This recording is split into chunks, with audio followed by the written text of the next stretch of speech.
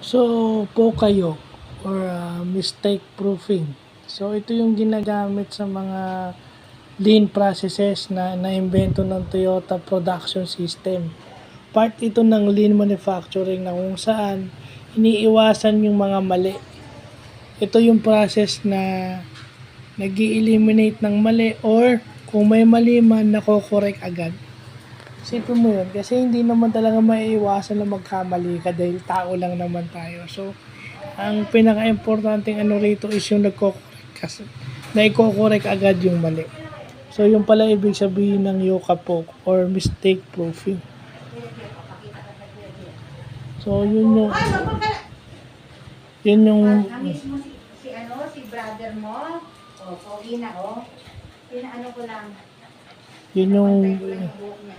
yun yung gustong nalalaman mo parate, no, yung mistake proofing o yung Pocayo. So, magde-design ka ng process na kung saan pag may mali, nako-correct or na-avoid yung mistake. Hindi tayo makaluto, wala akong gulay. So, yun lang po.